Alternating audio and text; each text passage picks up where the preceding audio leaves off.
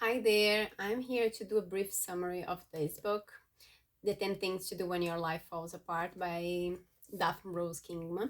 This book is a result of a friend's request. She says that a friend of hers was living a crisis, and the person came to visit her here in the United States. And while they were hiking, the person asked her, "What are the 10 things that I can do to get out of this situation?" So she came up with the 10 things, and it became the book. And now I'm going to share with you a little bit of the 10 things that she is talking about. And she starts the book saying, "It's not your fault, it's your journey." So the crisis we live, the challenge we live in our lives is not because of us, but it's just because life it is this way. Life happens to and through all of us. So let's go to the 10 things. The first thing is cry your heart out. She's talking about the importance of feeling our feelings. We have to let the tears come out. We have to cry. We have to accept. We have to really leave the situation because it's there. It's happening. It's truth. And you cannot change it. So allow yourself to feel your feelings. And she says, is the depth and nuance of our feelings, of our joy, sorrow, anger, and fear that gives texture to our humanity. And we know now, we have studies showing that if we suppress what we call negative feelings, we also suppress the positive ones, because there is no way to suppress one end and not suppress the other, because negative and positive are just different sides of the same coin. So there is no way to suppress one without suppressing the other. And when we suppress our negative feelings, we become more anxious and more depressive. And she says, our bodies and hearts, the elaborate museum where all our unexpressed emotions are stored, are designed to have experiences, feel what they feel about them, and then release those feelings. If we don't, they gather like leaves in the rain gutters, clogging the downspout until finally the rain gushes over the edge and falls in sheets in front of the living room windows. Number two, face your defaults. She's talking about the many faces of defaults. We can become the rescuer, the drinker, the shopper, you name it. And what are the defaults? Defaults are coping mechanisms that we develop usually in childhood to cope, to deal with situations that hurt us. Okay, and then we grow up, we keep repeating that behavior that we created in childhood, and we develop a pattern of behavior. It's our coping mechanisms, and usually this is something that causes part of the problem that we live, that causes the crisis or the challenges in our lives. Because these are unconscious behaviors, sometimes we develop without really being aware we are doing so. We just keep on doing them, whether or not they apply in the current situation. Our patterns are whatever we do when we don't know how to cope or what to do next. On the computer, patterns are what comes with it when you buy it. In your life, your patterns are the coping mechanisms you turn to when you were scared to risk something new. And then she talked about the life themes. What happened to make us to create that default? So she's calling the cause of the trauma, she's calling life themes. So the cause of trauma can be neglect, abandonment, abuse, rejection, emotional suffocation, and deprivation.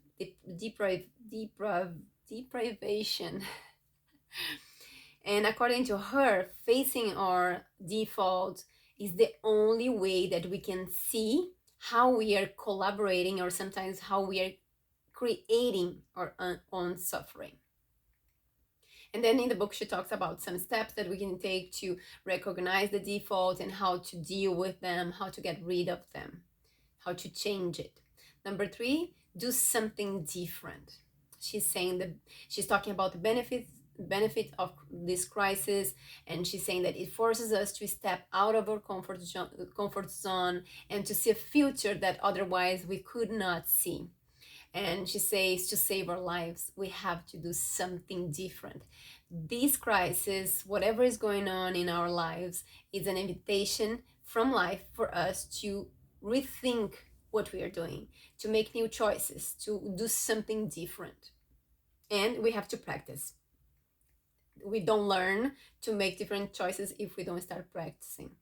Doing something different may not always take the form of creating new circumstances or immediate real world solutions. Often, and more importantly, it can be making changes in the inner landscape of your life, moving from complaint to celebration, from criticism to outrageous praise, from aggression to surrender, from fear, panic, and terror to a loving embrace of life. What you did in the past brought you where you are now. What you do from now on will create a new world for you. The minute you start responding different to life, life will start answering different to you. And she says that life is going to support us. The cosmos is going to support us. Whatever we decide, the cosmos is there cheering us up and is going to support us. Number 4, let go. And then why do we have to let go? And then she says that our heart is going to our heart is going to let us know what we have to let go of. And letting go, it's practice. We have to start practicing, otherwise we're not going to learn how to let go. The secret to finding the way back to ourselves is to practice letting go, changing, accepting, surrendering. But remember, sometimes it's hard. We don't see the end right in the first step. So we have to be patient. We have to keep practicing. When things aren't working, the impulse comes to hold on to whatever doesn't belong to us anymore. But she says that it is important to let go. We have to let go because sometimes what we are holding on is what is causing the problem, it's causing the suffering, it's causing the crisis. We have to let go because whatever we are holding on is keeping us connected to the problem. Holding on is fear, letting go is hope. Number 5, remember who you've always been. And then she talks about the signature strength, that are the things that are natural to us, that we are good at, that comes easy. Those are the talents, our natural abilities. And she says, don't give up, keep practicing. Your path, it's walking you, even when you're not walking it. Lobsters shed their shells to grow. Snakes shed their skins, butterflies shed their cocoons, and chameleons shed their tails. It is what you let go, not what you hold on to, that will lead us to tranquility and inner peace. Number 6, persist. Persistence wins the day, she says.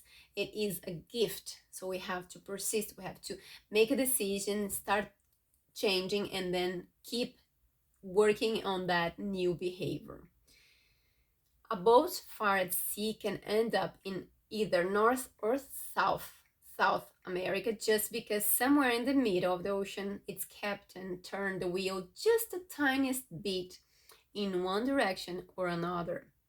In the same way, making a small change now will eventually lead you in a significantly different direction. Even if you have to correct your course a number of times, the important thing is to start, is to take action. Because your crisis is the hand of the universe telling you that it is definitely time to change course. Number 7, integrate your losses. As she says that we have to accept darkness to find the light. Integrity is wholeness, the union of opposites, the inclusion of what has been separated, denied, or excluded. On a personal level, emotional integration occurs when a person can laugh and cry, feel dread and peace. Spiritual integration occurs when you feel part of the humanity, part of the whole cosmos, and at the same time you can wake up in the morning and go to your job and do your individual thing. Life is not a paradise. It's a journey with difficulties and impermanence. We are left with the choice between denying the difficulties that occur and wish they would go away, or integrate them into our experience and accepting it as it is. And it reminds me of the book Man's Search for Meaning by Viktor Frankl. And then she keeps going. When we integrate loss, we include it in our perception of wholeness without erasing it.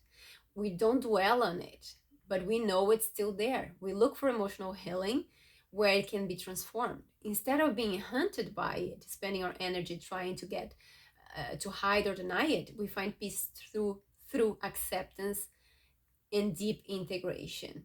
To do this, however, we must face it, assume it, and find a place for it in our midst. Integration means acknowledging more and more of ourselves, the good, the bad, the ugly, the simple, the outrageous, and the incredible. On a spiritual level, it's a journey in which we become able to integrate opposites around us: goodness and violence, sickness and health, light and dark, life and death, and see that they are all part of the existence. Number 8, live simply. And then she says that beneath our cluttered life, there is a simple one, and that's the one we have to look for. Sometimes little is enough. We don't need to accumulate things. We don't need a lot of stuff to be happy. We just have to look for the simple life. If you don't live simply in the tough times, chances are you won't make it. Rather than being a teaching, an opportunity, or a transformation, the painful phase you are going through will chew you up and speed you out sick, addicted, friendless, bitter, suicidal, or dead. Number 9, go where the love is. Love is all around us. The power, then she talks about the power of earth, that love will find us. Love is all that matter, and love is always with you.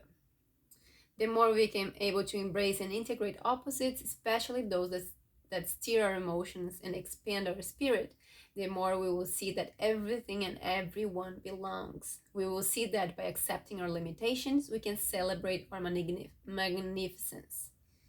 And then the last one, number 10, live in the light of your spirit. She says the crisis is a spiritual wake-up call, and it is a sacred opportunity for us to find peace. She says that crisis lead us to peace, because if we make the integration, if we look at it, we accept it, we understand that it's not going to change, that this is reality, and if we accept it and make the integration in us, in our lives, then it is the path to peace.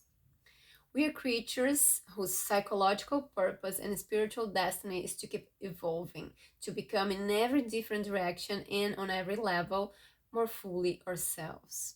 We are here to get over what ails us, claim our talents, and then use them to simplify the agony and enlarge the beauty of our human existence. If, as a consequence of our life themes, the entrenched practice of our defaults, or simply because we feel tedium of life itself, you have somehow managed to avoid expanding, the cosmos has sent you this thumbtack as a reminder.